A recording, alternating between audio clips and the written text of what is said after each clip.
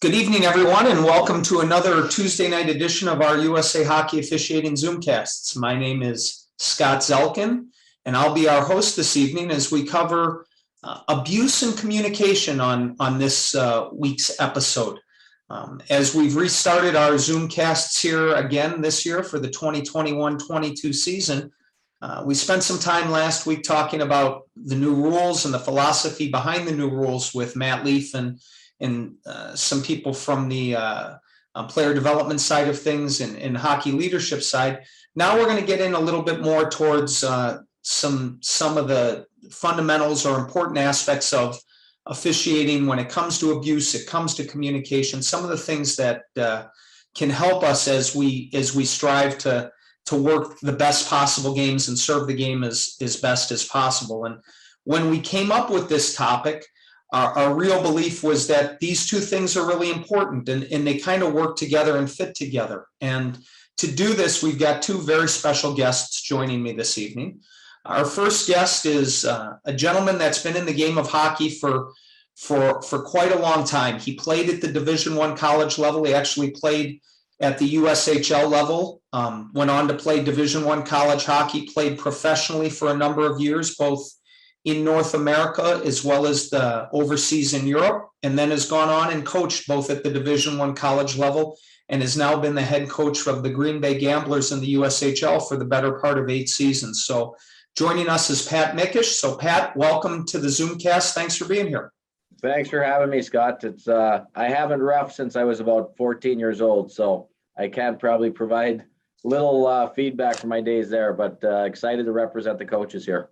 No, thanks, Pat. And then to wear the officiating hat, so to speak, is one of our top amateur officials here in the United States. And Stephen Reneau, not only are you likely to see him at one of the many youth tournaments around the country or potentially even some roller hockey tournaments in the summertime, you're going to see Stephen Reneau working professional hockey, both in the ECHL and the American League. He's worked a long time there, been very successful at that level. Also works overseas once in a while in the German Professional Hockey League, the DEL, and has numerous IIHF assignments under his belt, multiple world championships, and just came off of a very successful gold medal performance at the under 18 world championships just held this last spring down in Texas. So Stephen, welcome to the Zoomcast. Scott, thanks a lot for having me. It's a pleasure to be here, and I can't wait to get this started. Yeah, and one thing else I should mention about Stephen, and really important, Stephen is heavily involved in the Central District, overseeing our Central District development camp that runs in the summertime. So Stephen does a lot of different things for us on the officiating side here at USA Hockey. So as we begin, and before we start our conversation with Pat and Stephen, you know, one of the things we always do here is we throw out a few poll questions, and we've got 3 of them today, and ultimately just want to kind of gauge what the audience thinks. We've got about 50 of you here watching tonight, and let's throw up a few questions just to kind of see where you guys stand on a few of these questions. So for example, number 1, effective communicators are able to limit the abuse that they may take during a hockey game. True or false? Then number 2, USA Hockey's zero tolerance policy towards abuse is geared towards only players and coaches. True and false? And then number 3, if an official missed a call that they know, being honest with the team will help limit abuse. Strongly agree, somewhat agree, disagree, or strongly disagree. So a couple of these should be pretty much gimmies. And then another one, very curious to see where we come down with our answers. So we'll let this run for a couple of more minutes, and then we'll see where we're at. Okay, so what you guys should be able to see here on the screen, effective communicators are able to limit the abuse that they may take during a game. 98% of you agree with that statement. And then the next one, we're at 100% agreement that USA Hockey's zero tolerance policy towards abuse is geared only towards players and coaches. And 100% of you believe that is false. which is the right answer because we also have that policy in towards parents, and we're going to cover that in a second. And then if an official missed a call and they know it, being honest with the team is going to help limit abuse. And this is going to be a really good topic of conversation with Coach Mikesch here in a little bit. And I would say this, I would say that almost all of you, 98% of you, either strongly or somewhat agree. And then we have a couple of you that that disagree with that statement. So, you know, those questions are really kind of how we want to gear this conversation tonight. We want to talk about not only abuse, and for those of you that have been with us, and we know we have a number of you that haven't missed an episode, and this is our 44th one. Our first episode covered zero tolerance in dealing with abuse last year. Not only are we going to talk about abuse, but we're going to talk about maybe some things and how communication can either help that or hinder that when it comes to abuse. So, you know, let's start with this, Pat. When it comes to communication, how officials communicate, you know, as a coach, what's important? What comes to your mind when you think about good communicators versus bad communicators? What are those kind of thoughts if I throw that out to you? Well, you know, I put some time into everything you said to me, Scott, and like the sarcasm is the one thing that just leads to no success in any conversation, and it's the same way of dealing with my own children. So any referee that can come over and have a flat, normal voice and conversation leads to me keeping my voice and where I'm going to bring the conversation at a level field. I think when I first came to the USHL, I was told by somebody I really respected, act on the bench like the level you want to go to. And so as a coach, I always try to do that the best I can and, you know, look at how professionals carry themselves. And so when a referee is coming to me, I'm just hoping I'm going to get that same respect and not yelled that they were right, not telling me that I'm wrong to even be asking the question. And I probably visit it with the referees as little as possible during a game. But I think that that pre-conversation that might happen in a warm-ups or anything at any level, referee introducing himself is always going to open up a little bit of normalcy where everybody knows that, hey, we're all here for a common thing, and that's just a great hockey game. And when you talk about that calm demeanor, and certainly, you know, at the USHL level, that's the highest level of junior hockey in the country, and certainly a phenomenal hockey league. You've got kids that have played at the youth level as well, and you know you've spent some time around that level of hockey. Is there anything different that you'd talk about from a communication level, understanding that maybe those officials are a little bit younger or maybe a little less experienced, or you might also have the guy that's 55 years old and been doing it since you were playing at that level? And the youth level is where I've been a ton. I mean, having 3 kids that have gone through it now, I've been on the benches for numerous conversations, and I've even talked to some of my children's coaches about, you know, let's not forget these are little kids out there a lot of times. I mean, a lot of times the kids are 2 years older than the players participating. And so I think I'm able to have a little bit of a leveler head there, but everybody's competitive, and I appreciate that. But even at the youth level, I find that, you know, the coaches or the referees that really make an effort to communicate early in the process and acknowledge that the way they saw something. And if you can just say what you saw, it makes it okay. Now the referee has an opinion instead of just maybe making a statement that the coach is wrong. And because I've seen it on both sides, and any communication that can explain what you saw first is usually going to lead to, okay, well, that's his opinion. I might not agree with it, but it is why the call was made. Yeah. I'd like to add something to that I was taught when I first got into pro hockey is 2 people can watch the same situation and have completely different views of that situation. So if me as a referee can go over to Pat and explain at least my view of that in a calm and honest manner, he may not agree with it, but I think at the end of the day, he's at least going to respect that decision. And Stephen, Pat mentioned this a second ago, and I think it's an important thing to remember. And I'm going to guess this is something you would advise high-level officials as well as youth-level officials.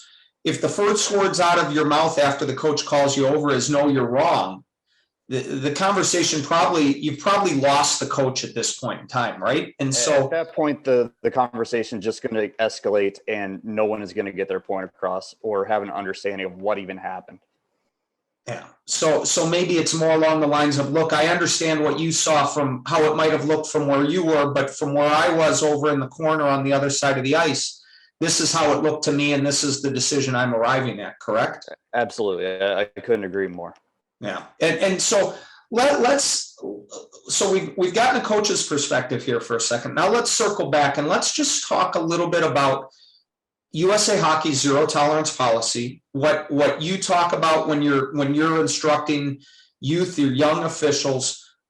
USA Hockey kind of, I don't want to say started, because this policy's been in place in a long time, but put a renewed emphasis on zero tolerance here over the last couple of years.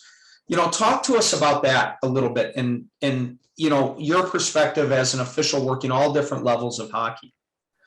So I think it all starts with what Pat said is, building a rapport up the start of the game. Something that I've done my entire career is I've always gone over to the head coaches, even at the pro level. Hey, Pat, good luck tonight. Let's have a good game. If you need anything, just let me know. And just opening up that line of communication to start. When it comes to the zero tolerance policy with USA Hockey, we have such a wide range of the rule book that we can use. And what I don't think a lot of instructors have been teaching is like how to actually apply those rules and where the line is, because everyone has their own line of, where it's being crossed. I may be a little bit leaner because I like to communicate. I like to talk with coaches and talk them off the ledge. Whereas some of my colleagues have had a quick trigger to give that bench minor or whatever else. That just has never been my style. I feel like it's worked for me doing it my way, but that doesn't necessarily mean that that's right way either. And so when you say you like to communicate and maybe you communicate more, do you think that comes from a comfort level of having done it a lot? Yeah, I would say so. And from the guys that really brought me up through the junior ranks and even down to the pro ranks, those were how my supervisors handled situations like that. So that was kind of the persona that I took on into my officiating career and kind of molded it into my own thing. Yeah. And Pat, so you talked about, like, with your kids, understanding that the officials are maybe only a couple of years older than the actual players on the ice.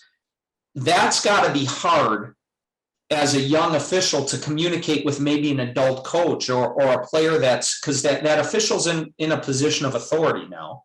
They're wearing a striped sweater. They're in a position of authority. They may have to communicate with an adult. What advice might you give to that young official when he has to go communicate with an adult who might be a little fired up?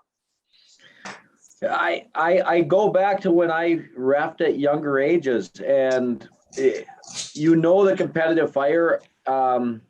I wouldn't even know what to really say to an adult when I was that age. And so I'm glad you're educating the referees on it now, because I promise I did not have a Zoom seminar back in 1982 on how to handle the coaches on the bench. But it's one of those things that when I've seen it at the youth level, if you can come over there, explain your side of the story, and have why you made the call you made, and with a clear voice and a direct message, and then let them know that you want to start the game again, that's the best way, I think, to keep all the other parents and all that from freaking out, is to keep that coach as calm as possible. So you've got, like, the parents at youth hockey are crazy, and I've watched it even as I'm scouting games for our league now. As soon as a coach starts getting worked up, a parent group is getting worked up on one side or the other. And that usually leads to the other parent group yelling across the stands at that group.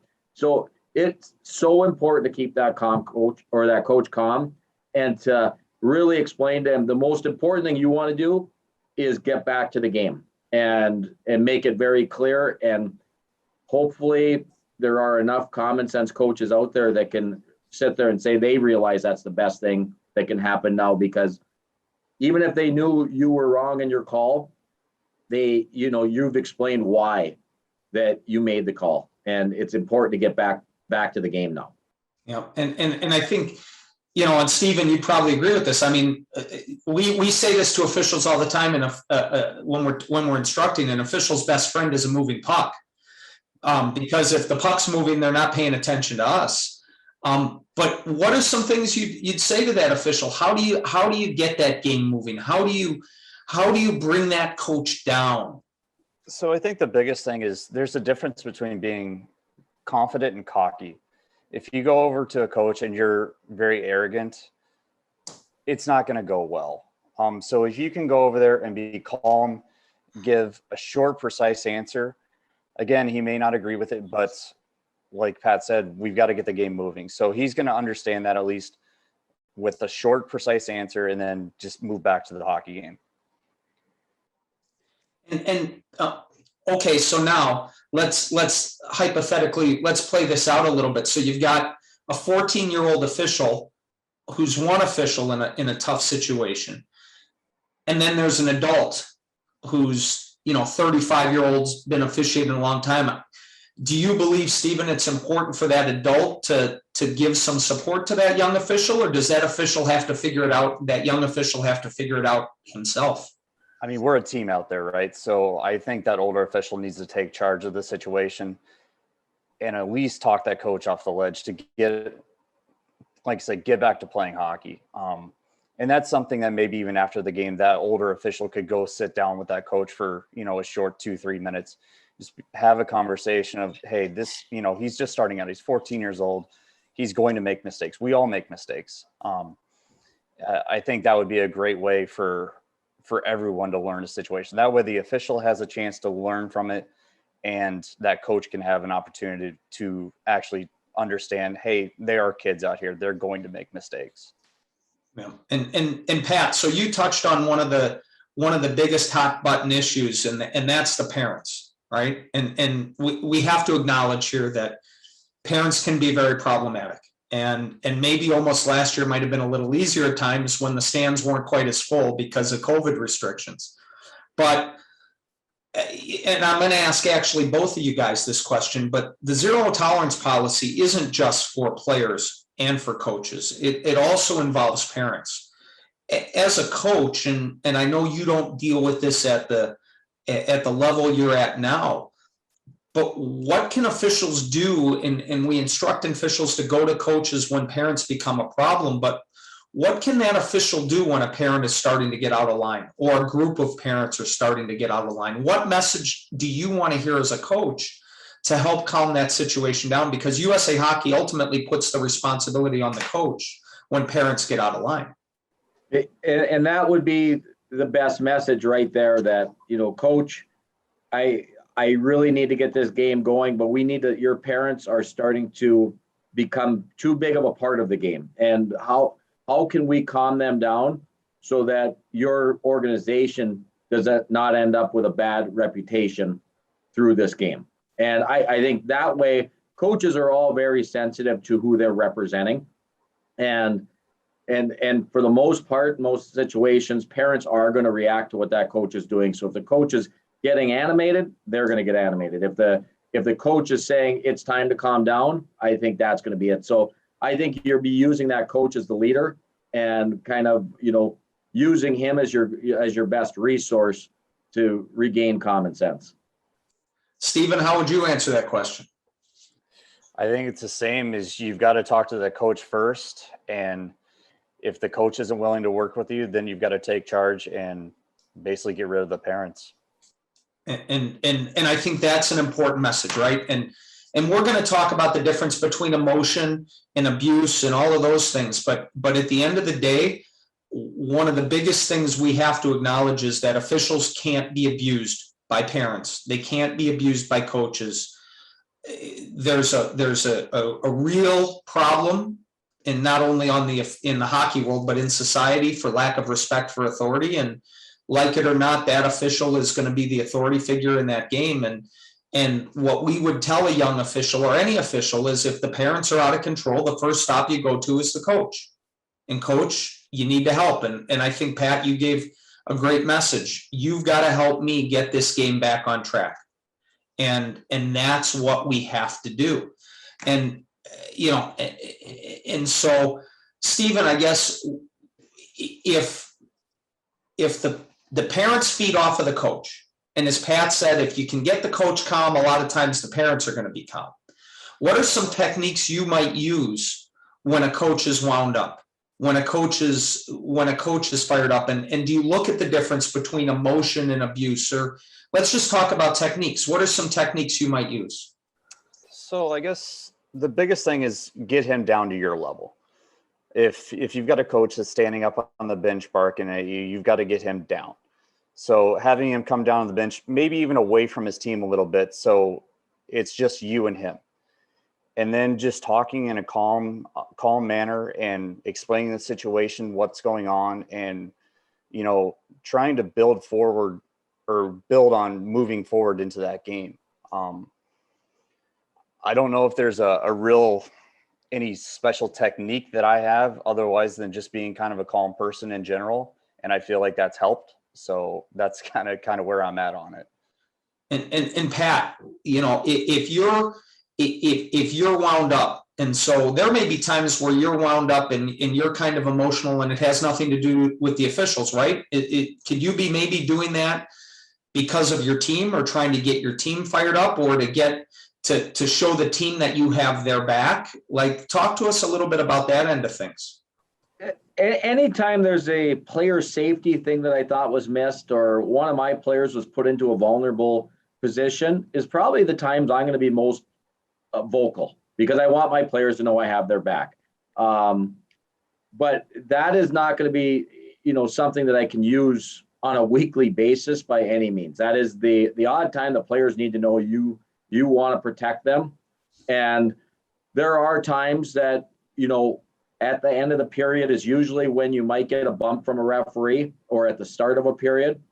And it's important that I'm willing to open up at that point and saying, hey, I'm just looking out for my players. I'm not trying to be, you know, you made your call, but ultimately I've got to be responsible for my player. And I think when we can have those conversations, as Zamboni's coming on the ice, going off the ice, you know, anything that can be a little sidebar, most of the time you're going to get a pretty good feeling. And I've had referees bump me the same way. Just in, you know, hey, I know you were wound up, but, you know, it really wasn't as bad as it might have looked from your end. And I'll sit there and say, I'm going to disagree on this one, but I appreciate you taking what you took and moving on from it. So there's great times to communicate when nobody else is around. That I think good referees use. Yeah. And Stephen, you talked about getting a coach maybe away from the team or whatever. And at the youth level, per se, there may not be an ice cut. There may only be a few minutes, but you can still bring that coach over closer to where you're standing to have that conversation pretty quickly, right? Correct. You can move him down to the end of the bench. And for those fortunate that do have that ice make, I always instruct officials to not have that conversation at the end of a period. Always do it at the second. That way it gives everyone, you know, that 15 minutes to kind of calm down, reassess. Maybe, you know, if you're fortunate enough to have video, I know a lot of the rinks have the rink eye or live barn, whatever it's called, or at the USHL level, obviously there's multiple films and angles to be able to see the situation. And then you can have an honest conversation about it because you've got a second look at it. Yeah. And so let's take it a little bit further. So now a game's going on and a coach is starting to get a little more emotional. Coach is starting to get, you know, maybe feels like you're missing a couple of calls here, you're missing a couple of calls there. All of a sudden you've put that team down a man and the temperature's starting to rise. Are we going to give that coach a warning? Are we just going to immediately assess a penalty? And what's a good technique to kind of handle that situation, Stephen? So you can feel the temperature rising and now the coach is starting to get a little more animated. And because of that, the players are getting more animated. What are you going to do to kind of bring things back down, lower the temperature? Are you going to give that warning? Like I said earlier, I'm kind of the anti-bench minor guy. So my first instinct would be to go over that coach and put him on warning, or for lack of better terms, like, hey, we've got to get through this hockey game. We've got to work together. I can't have you acting like you are. So here's your warning. Take it for what you want, but I at least put the ball back into his court. Yeah. And Pat, like that means something, right? Because when that official comes over, now you know where you kind of stand, right? The officials kind of drawn the line in the sand, and does that help? I mean, that's an important part of this, correct? Yeah, I mean, you know you're reaching that point, and so that's when the boundaries come in. And I've been very fortunate in I have 18 years of coaching, and I have one bench minor, and I think you were extremely shocked when I got it, and I was like, I deserved it. And so it is, I knowing that line is coming, proper communication lets me know that it's over and we're moving on. And I've even had referees tell my captain, just, tell Pat we're moving on from this and we're not going to talk about it anymore. And then I kind of realized it's over. And so those forms of communication, are received, and recognize that, okay, we're not going to agree on this one. We're going to agree to disagree, basically. Yeah. And I think, Stephen, you said it perfectly. And these are words that we use quite a bit, which is put the ball in their court, right? Because now, and yes, and maybe, Pat's awesome for this conversation, but Pat's not the guy that racks up a lot of bench minors, because he does act like a professional coach and stands behind the bench and coaches his team and focuses on those things. But for those of you out in the audience watching, look, if it's gone too far, you've got to draw a line in the sand. You've got to let the coach know that, hey, this is as far as it's going to go. And that warning puts that proverbial ball in their court. And the same thing happens with players, right? So Pat, if you've got a captain or just a player that can be a little bit emotional, I'm going to guess you would prefer to know about it ahead of time before that player ends up with a minor or a misconduct, so that you can at least try and address it with your player, right? Yeah, I mean, and at our level, we're very fortunate that way. I mean, our players should really never be shocked if they are called on something, unless they did something extreme. But they, it's going to be a flyby on the bench where, I've heard enough from him tonight, and it's going to be the last time I hear from him. And that's my easy communication with that player, that, okay, you've made it to where you're going to make it. Enough is enough. So that anytime that's communicated either way to the players, to get me to be quiet, or for me to help a player, realize that we're moving on, is very valuable communication. Right. And Stephen, we want to use that coach as an advocate, right? We want to bring them onto our side when that player is getting a little bit over the line, correct? Absolutely. I mean, we've been talking about teammates and, making sure a game goes smooth. And I think that's having that coach on your side, like, again, may not be on your side, but at least understands that, all right, my player may be getting close to that line, and working together to move forward. It's a huge asset to have. And I think recognizing also who your personalities are behind the bench, right? Pat, you played for a whole bunch of different coaches. Maybe some coaches were more emotional than other coaches. Stephen, you've in all the various places you've officiated around the world, you come across different personalities behind the bench. Is it important that an official recognizes, even for our younger officials out there, to recognize early in a hockey game what sort of personality is behind there? And Pat, I'll ask you, what can an official do if all of a sudden he just realizes he's got an overly emotional coach? Is it the same thing? Is it just, hey, you got to put him on notice, you got to try and communicate, or do you give that coach, so let's say, a little bit of rope, even if it's a younger, at a younger age level? How do we handle those things? I guess for me, I mean, I've seen the emotional youth coach, and then I've seen the other coach on the other bench be extremely calm. And it's always, interesting to see how many visits that emotional coach is taking into the game, and the 4 or 5 questionable, every penalty's questioned, everything that's I think there has to be a line in the sand where, I've stopped the visit with you tonight. I mean, that's enough. I mean, like you can see the other coaches over there, and I'm not going to be going over to him because he doesn't need me right now. Like, you should always let the other coach know, is there anything you need after that conversation? Because that's one thing that drives me crazy is a coach has a minute and a half with a referee, and then the referee goes and lines up for the faceoff, and I'm like, what just happened here? I don't even know what that conversation was about. So I always check with the other coach, but I don't think you should be making repeat visits. And that's something you can say, I'm happy to discuss it at the end of the period, but right now we're going to play some hockey.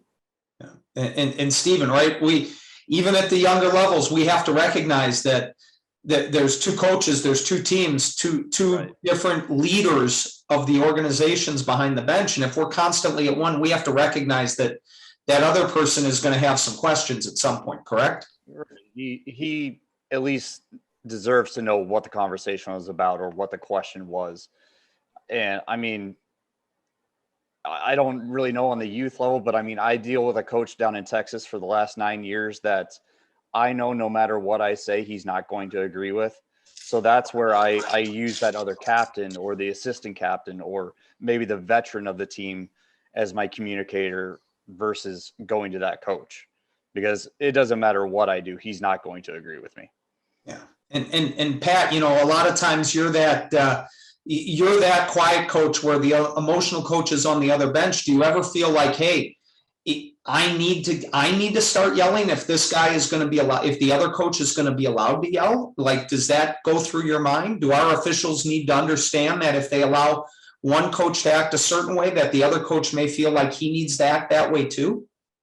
I will say it goes through my head on a regular basis. And I think we're lucky enough at our level that I have somebody like yourself that I can call and actually say it was wrong, like how much was going on. And it was over and over again. At the youth level, they're not going to have that. I mean, they have supervisors and everything that they can report to, but they don't have the education process as strong as we have, where you're constantly able to go back, watch video, and educate the referees in our league. And so for the local referee, I think use your resources around you to kind of explain that, this coach is really hard to deal with, because then other people in the rink, I know in Green Bay here, any rink attendant has the ability to step in with fans, and they even look out for the coaches who get a little bit heated to help referees. And so our rink management is unbelievable that way. They want everything to flow smoothly, but I'm sure that isn't at every rink. So it's just, let somebody know if you're dealing with an unruly coach, because I mean, at the youth level, I know they're out there, but you have to protect yourself. No, for sure. And Stephen, I think that, where I want to drive this was that if we don't address an unruly coach as an official, it's going to raise the temperature of the whole rink, and then Absolutely force that quiet coach to feel like he might need to get emotional and get excited. So at some point in time, we have to, man, I know it's really hard for a young official. I know it's hard for a 14, 15. It's hard for a 30-year-old official that might be their first year. And we have those out there as well in USA Hockey. But at some point, we've got to be able to say to that coach, you need to stop. Because if you don't, the other guy's going to feel like he needs to do it too. Yeah, I think, again, just rule knowledge is something that would really, it definitely benefits you there, because like I said, we have that rule book to use. And if they're not abiding by what are in those rules, we can use it. We can give the bench minor. If they still keep going, we can give another bench minor if it's a different situation, or we can just get rid of them. I think that at the youth level, the game misconducts for coaches is not used enough. I think we've kind of created our own monster over the last couple of years of allowing this type of behavior. And that's why we're in the situation we're in, and we're not retaining officials like we should. So I feel like, a lot of that depends on, the older guys to step up and really, defend those younger officials and help groom them to not take abuse. Yeah, but it also starts with warning that coach first, right? Absolutely. Telling them, saying, hey, you are very close to crossing that line and it needs to stop. And that takes a lot of courage as a young official. Absolutely. But I think coaches as well, and Pat, you might see this with a rookie referee, a brand new referee in the league, the first time you've seen him. You're going to learn a lot about that official when he starts to communicate, right? How he handles himself on the ice is going to tell you a lot, even in your first interaction, correct? Oh, 100%. And they're nervous just like a new player to the league. So you kind of see how they react to all the noise and how they you want them to settle into a game, basically, because it's going to be a little bit hectic for them and everything that way. But like the USHL, I think it gets a little bit hairy for young referees, because there are certain coaches that, will use a voice to try to, get the game changed, momentum changed, anything like that. So referees have to really keep a quiet mind and understand that, that outside noise has to be avoided, and you have to see what you see and go with your decisions. Yeah. And when we talk about, we're talking about verbal communication and how that might help calm a game down or calm abuse down, or get, bring the game back to, hey, we need to focus on hockey. We need to get the game going. But are there things that might help a coach in terms of calming their emotions down, such as hustle, such as, does the official look like he cares? I know we had Greg Moore on last year in one of our Zoomcast episodes, and he said he talked about how he watched an official the first few times they were skating up and down the ice, and if they were working hard, that helped him believe the official was in the game and that official was at least working. Is that an important part of, let's call it, nonverbal communication? 100%. Like I've called you before when I thought referees look sloppy and a little bit lazy on habits and just little things like that. I mean, it's one of those things that you want them to be into their game as a profession that night, as it should be. And the ones that really show up and they're ready to go, I mean, you can see it. I mean, the way they're warming up and the way they're preparing themselves, and then when that puck drops, I mean, they want to be in the right spots. They want to be clean. Whistle blows, they want to be quick to that next dot. They want to keep the game moving. Everything like that just looks like this kid's a pro. Like, and he carries himself well, and it's no different than how we evaluate our players. And if our players look sloppy and nonchalant, we lose faith in them the same way. And we just don't think they're prepared. And there's going to be games like that, but I mean, like, it's 100%, your eyes tell you a lot about what you're looking for. And Stephen, we deliver the same message, whether you're at the Central District camp or teaching in a local seminar, you're delivering the same message about hustle and engagement and things like that, right? Yeah, absolutely. I mean, if that coach sees you finishing to the heart or to the net hard, and you're right in position to make that close call on the goal line, that's going to go a long ways. But I think the one thing that we miss on the nonverbal side is, as officials, we're being judged the minute we get out of our car at that rink. And, if you show up looking sloppy, like you just got out of bed, may have had one too many sodas the night before, coaches are going to see that, or fans going to see that.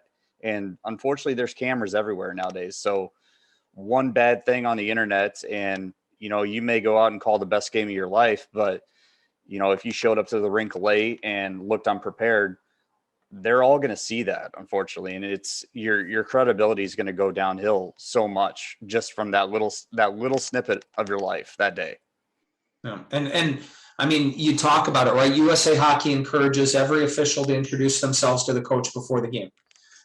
In this day and age with COVID, it may not be a handshake, but it can still be a wave, and it's a hi, coach. My name is Scott. I'll be your referee tonight. That stuff matters. And I can tell you once again, for those of you kind of watching at home, even at the highest levels, we ask our officials to do that. And when our officials don't do it, we hear about it on the management side. And those are things that help a coach feel like they're engaged. And that's always going to help, because we always like to say, and Stephen, I know I've heard you use this too, but hustle is going to cover up some mistakes. If you're working hard and you miss a play at the net or something, you could say, Coach, I was working as hard as I could and I just couldn't get there. I'll be better next time, right? I mean, when you say something like that, Pat, and let's drift into maybe making mistakes.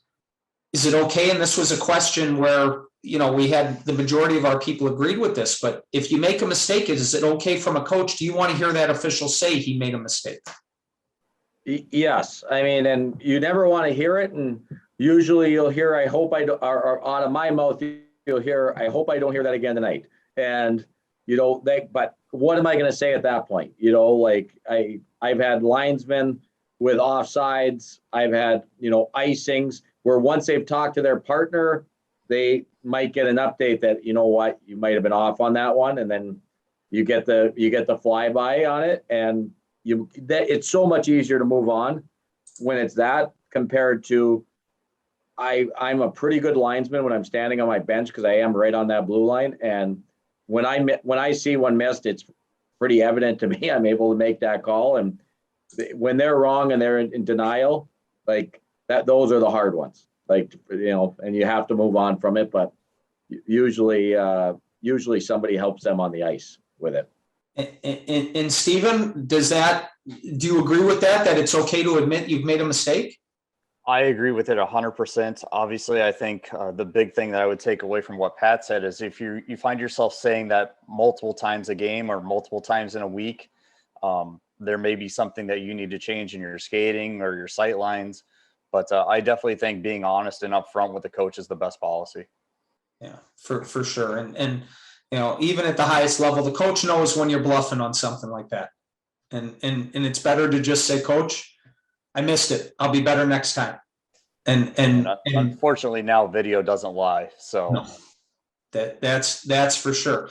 So as we're about 45 minutes in, I'm going to invite our audience. There's a Q&A button at the bottom. If you've got some questions, feel free to knock them out, and we'll throw them to our panel. I want to read this one here from Blake and let you guys both comment on it. And it's an interesting take on things, and I'd love to hear this. And what he says is, my experience as parents are the instigators of the abuse. I think this was proven last season when spectators were not allowed at games. I had no altercations with coaches the entire season. Most coaches feed off the parent bad actors. Either one of you guys want to offer a comment or a thought on that? Stephen, go ahead first. I would just say, if I was starting out as a new official, last year would have been the greatest year ever to start. In my experience, it's always been the coach that gets everybody riled up. So I really don't have a great answer, but again, that rule book is there for a reason. So if the parents are the ones instigating it, I think you've got to handle it with the coach, like we talked about earlier. And if he can't handle it, then we take care of it. I agree with last year. For a referee, I found myself, even with a mask on, that it was that much, like it was just more work to even try to have a conversation. So it was, things that we would deal with later and kind of stay out of it. But the coach is the leader. If I'm going crazy on our bench in Green Bay with 4,000 people in the building, the fans are going to get into it. It's no different at a youth level game. If that coach is going, the parents are going to swear that coach is right. And so that's where I think it really starts to amp up. And I would say this to Blake, if you're in a situation where the parents are winding up and getting wound up and the coach is kind of feeding off it, still go to the coach. The coach is your first point of contact, and it's, Coach, we've got to settle things down here. What can you do to help me settle down these parents? Because I need your help here. And once again, try and bring the coach back to be your advocate. It may work, it may not. And as Pat talked about, a lot of rinks now, and when you go into rinks, and I've been there now with one of my children that's a youth referee, there's a lot of signs, use the rink personnel. Under no circumstances are should officials be subjected to parent abuse or spectator abuse. And if it continues, don't be afraid to ask that parent to leave. And by ask, you may have to demand. But the coach is always our first point of contact. And if the coach doesn't want to hear it and he's wound up, that's where you draw the line in the sand. Coach, if you continue with this abuse, you're going to be shorthanded. I'm going to be forced to give you a bench minor. Coach, if your parents continue with this, I'm going to have to ask them to leave. And we won't continue the game. And now all of a sudden we run into curfew times and things like that. Going back to what Pat said right at the beginning, Pat, right? The whole goal is to keep the game moving. The whole goal is to keep this game moving. And that's what we want to do. So Sam has this question. Should we introduce ourselves to captains before the game? And what kind of situations could we communicate a message via the captains instead of going over to the bench? I would say at the youth level, because they are kids, I would say at the youth level, you still use the coach as your primary source. If you've got a simple coincidental minors and the captains are standing there, sure, you can just say, hey guys, we're 5-on-5 here, no power play, we're moving on. But anything outside of that, I feel like going to the coach it's going to move forward faster, because a lot of times with kids, what you say versus what they tell their coach may not be the same thing. So it's easier to just go straight to the leader of the team, that coach, and use him as your source. Yeah, I agree. I just think that it keeps things moving. I don't send my captain over if I see the other team's captain over at the penalty box trying to hear what's going on and decision making. I just think that, the referees are going to let me know whatever I know. And most of it's through hand gestures. We're going 4-on-4, we're going 5-on-4, whatever's needed that way can be communicated on the fly. And I know having a captain over there is not doing anything to change minds. And I don't think captains communicate things 100% clearly back to a coach on how that referee wanted it to be relayed when necessary. And I think just to further add to that, unless a league has a specific policy that the officials need to introduce themselves to the captains, or the captains have to have a conversation with the officials at the referee's crease before the game, saying hello to the coach is sufficient and should be where you go. And then recognizing, as well as Steven said, the more complicated the situation, you're probably going to end up at the bench anyway. So go to the bench first. But if a coach is adamant that he wants you talking to his captain, then you oblige the coach and you talk to the captain, and that's where the conversation goes. So you almost have to kind of feel it out as you, depending on the level you're working at, as well as the situation that's involved. If it's a simple penalty, it's a minor penalty for tripping, and the captain has a question, you can answer it real quick. If you're calling 4 penalties and 3 on one team and 1 on the other, or something that's a little more complicated, you probably want to go right to the benches right away. And I think Kenneth brings up a good point here in the Q&A, and he talks about that rink management needs to step up and control the parents. Teams or rinks should have monitors handling it on that end, and that we as officials shouldn't have to deal with that. And I'd say, Kenneth, you're absolutely right. That is, we need that support. And I would also encourage you and everybody else watching, and Pat, maybe you can speak to this at the youth level in Green Bay, and Stephen in where you're in your local area over in Kansas City. But we here in Illinois, if an association or a team is out of control, or the parents are out of control, I would encourage any official to file a report with their local officials association, with the affiliate, so that it gets back to the affiliate, because we do know that the affiliates they want to ensure that associations and parents are behaving as well. So don't be afraid to push that up the proverbial chain of command. Is that any different in Green Bay, Pat? No, that's basically the recommendation. The rink officials, which are the workers there, are always keeping an eye out for anything that is inappropriate, and they will report it back to the local. It always goes to the local organization from the rink, and then the local organization reports it to, I believe, the state. And then the state would take and send the message to whatever organization that was visiting. Now, if it's two teams from the same organization, then it would just be dealt internally with a note to the state of Wisconsin on that this team was dealt with for parent misconduct at this game. And I think we're lucky here the way the rink is able to help out with those type of things. But if it isn't available there, then obviously a ref sending a note to the proper resources to make sure that it is noted, because it is funny how it could be that same team repeating it in 3 different parts of the state in 1 year. Yeah. And Stephen, same thing, right? You're encouraging young officials back home, file that report, let the associations know, correct? Yeah, for us here in Kansas City, it's we have an incident report on our local website that officials are instructed to go fill out if there is an issue such as, a parent or the rink issue. So again, like all of our youth hockey is on the weekends, and unfortunately I travel every weekend, so I don't get to see much of it.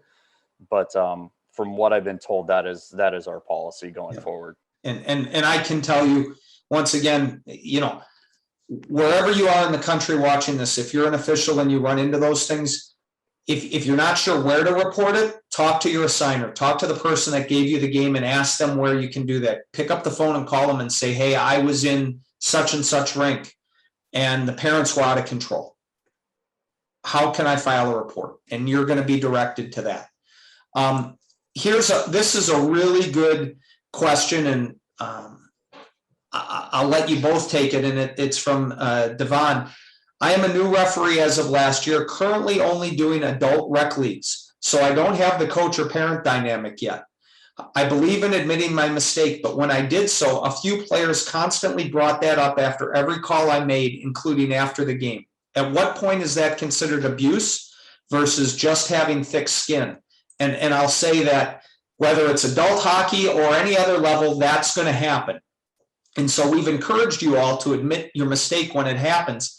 What are we doing when it comes up over and over and over again and a coach or a player or whoever is using that against us? Stephen, I'll let you go first. So I guess my question to that player would be, how long are we going to talk about this? Because if that's the only thing we're going to talk about this hockey game, what's the point? Like, let's move forward. Like, I'm going to do the best that I can, and I hope you play hard and have fun and enjoy your, hour skate with your buddies. But at some point, you've got to move forward.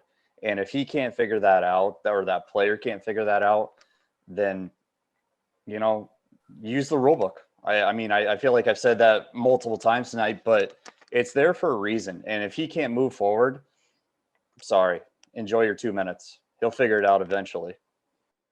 Yeah, Pat, because I know, Pat, you and I were on the ice together, and I was an official and you were a player, and I know you would never bring up a previous mistake that I might have admitted to. But if you were to, how would you answer this question?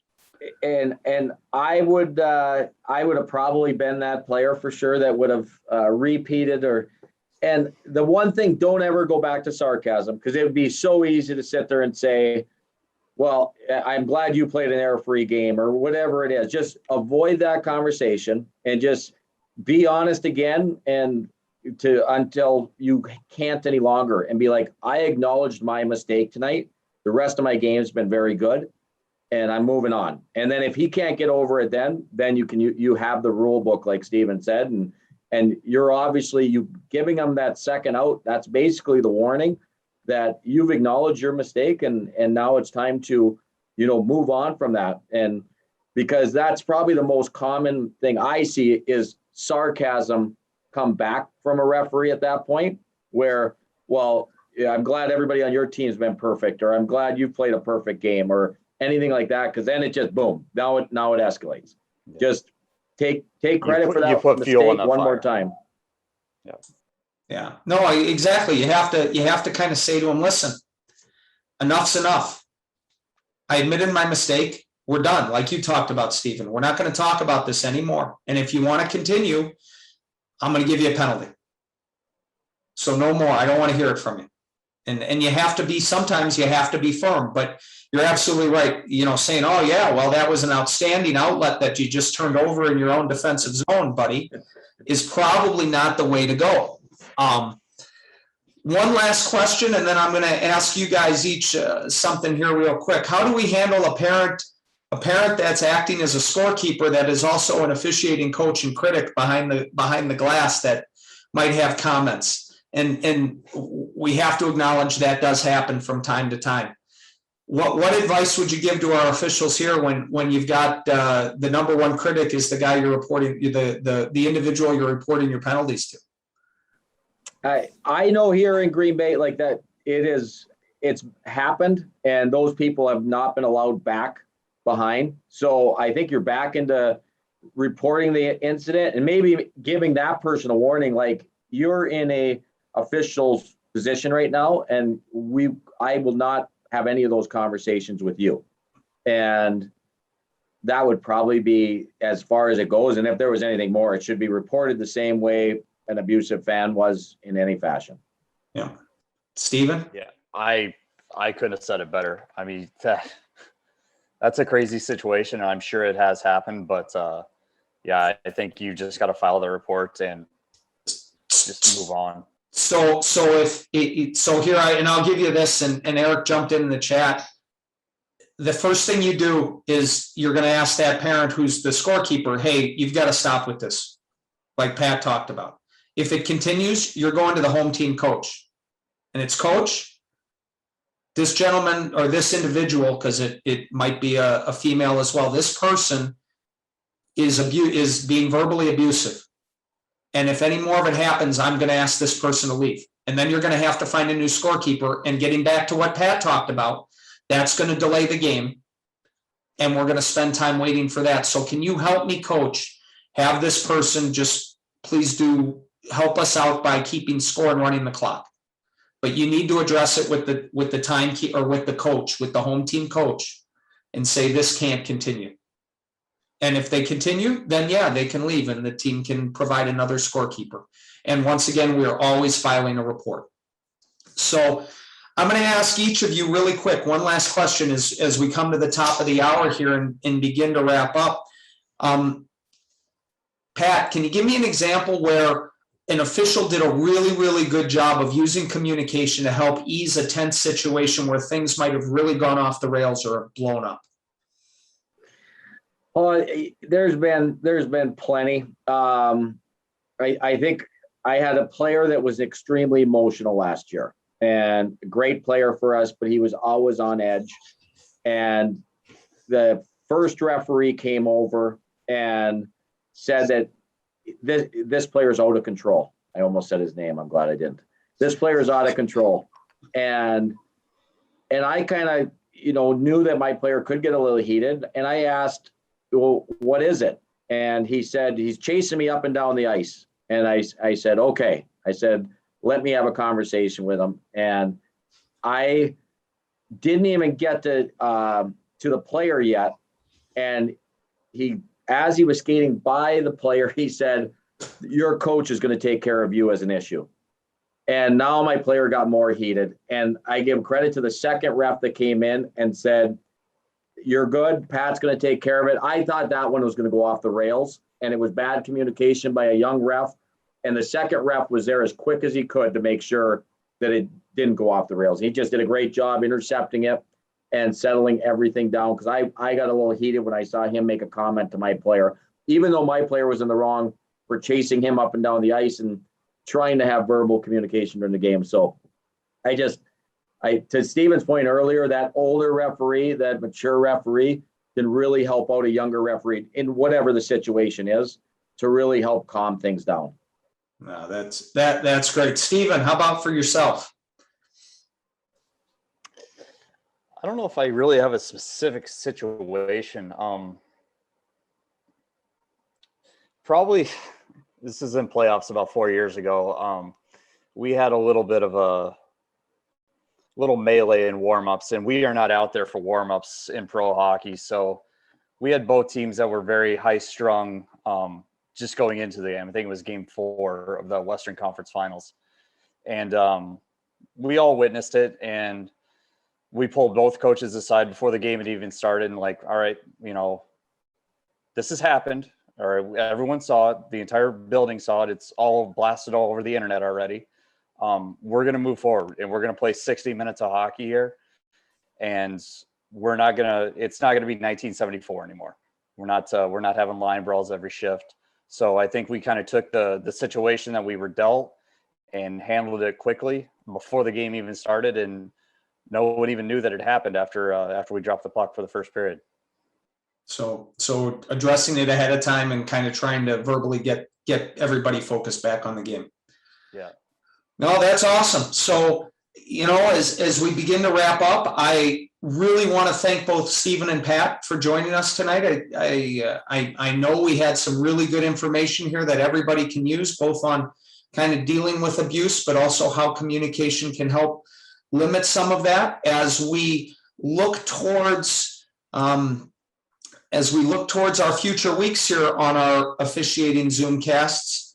We have next on October 12th, so in a couple of weeks, we've got officiating education. That is going to be a topic dealing with kind of our seminars, what we have going on and what officials can expect and have learned this year during our officiating seminars.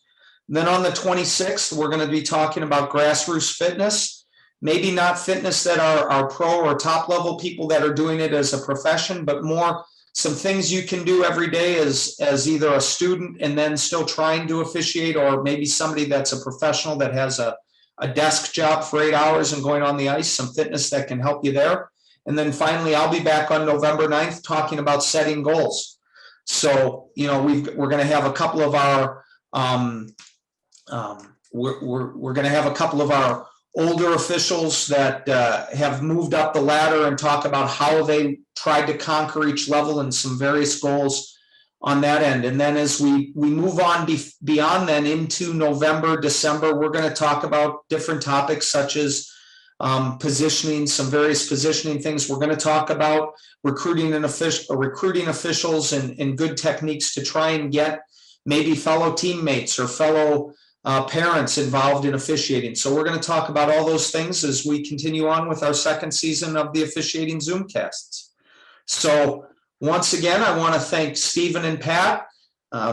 We appreciate your time this evening. We wish everybody watching a good hockey season coming up as we get into October. And we'll see you all at the rinks. Thanks, guys.